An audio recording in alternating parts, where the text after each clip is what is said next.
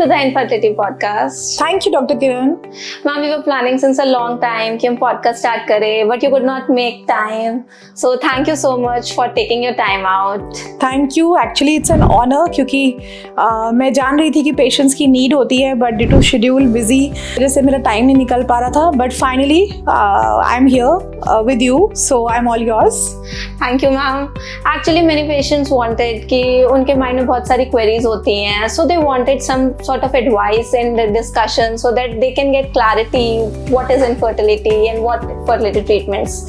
Definitely वो हम लोगों को डिस्कस भी करना चाहिए क्योंकि बहुत सारे पेशेंट्स की बहुत सारी क्वेरीज रहती हैं ओपीडी में and I am more than happy to address in the podcast so that we are able to overcome that. So ma'am, if you allow, we can start the session. Yes, बिल्कुल, absolutely.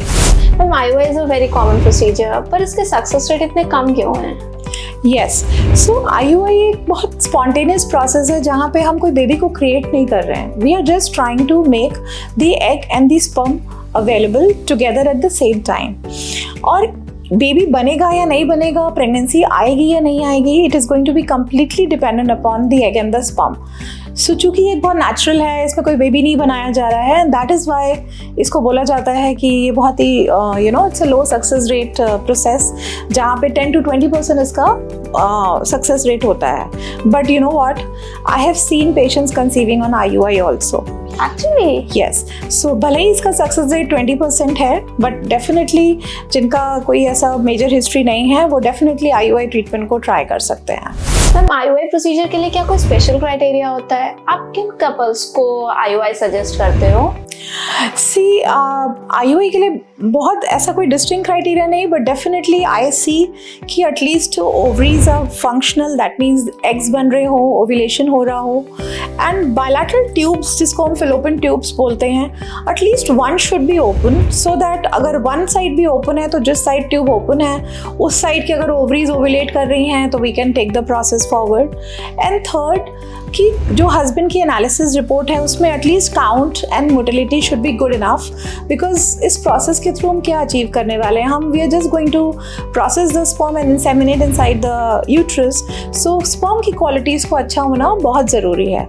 And जो most important criteria जिससे मैं decide करती हूँ, सो I look at कि patient की history कैसी है. अगर बहुत लॉन्ग हिस्ट्री नहीं है, पेशेंट की मैरिज को जस्ट 2-3 years हुए हैं, मेडिसिन से वो ट्राई कर चुकी है, then that is the time and if everything is normal, so that is the time I take IUI into consideration and I give them opportunity कि क्या पता अगर मेडिसिन वर्क नहीं कर रही हैं तो IUI से वो कंसीव कर जाए.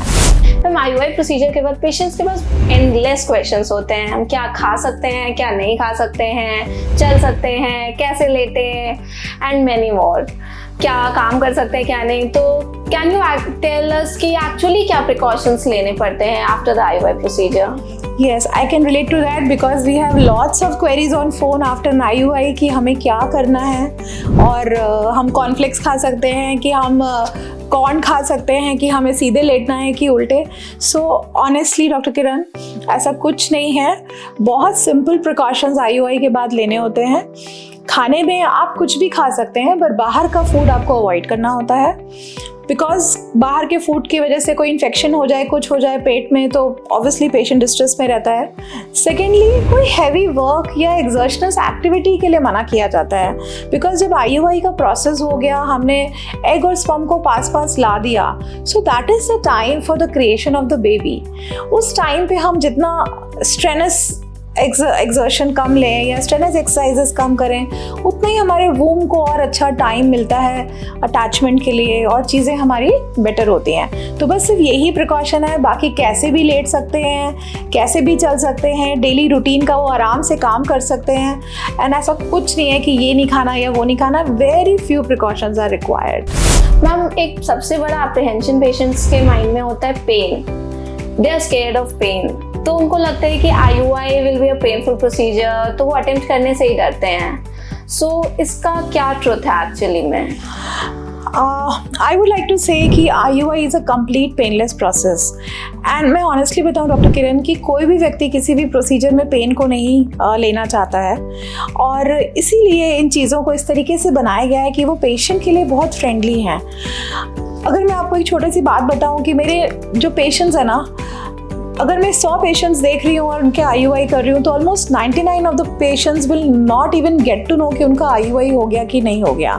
It is that painless. So nothing to worry on that part, because एक बहुत सिंपल थ्रेड सा कैनुला होता है जिसके थ्रू हम उस इंसेमिनेशन को करते हैं and patient doesn't even get to no.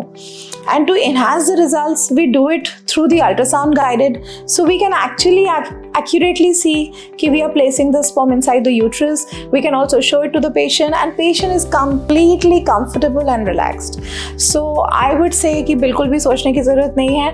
जिसको IUI कराना है वो आराम से करा सकता है because it's completely painless. Yes, but अगर कोई vaginal infection है किसी patient को या कुछ इस तरीके का है तो थोड़ा discomfort हो सकता है. उसके लिए they should inform the doctor prior ताकि वो उसके लिए सूटेबल मेडिकेशंस वगैरह उनको शुरू कर सके. So patients can go for it. That is a very big help ma'am कि बहुत सारे पेशेंट्स सिर्फ इसीलिए नहीं जाना चाहते हैं IUI के लिए. So it will be a great help what you have told. Definitely. Hello friends, I hope आपको आज का पॉडकास्ट अच्छा लगा होगा एंड आई एम श्योर कि बहुत सारी आपकी क्वेरीज सॉर्ट आउट हुई होंगी. लेकिन इसके बाद भी अगर कोई क्वेरीज आपकी रहती हैं, कोई मन में सवाल हैं, you have something to discuss, so underline numbers description में दिए हुए हैं, वहाँ पे आप कॉल कर सकते हैं, आप हमें मेल कर सकते हैं और आप मुझे आके कंसल्ट भी कर सकते हैं for your problems and I will be happy to help you. And आगे भी हम ऐसे पॉडकास्ट लाते रहेंगे जहाँ हम आपकी क्वेरीज को एड्रेस करेंगे so that we can help as much as people we can. Thank you.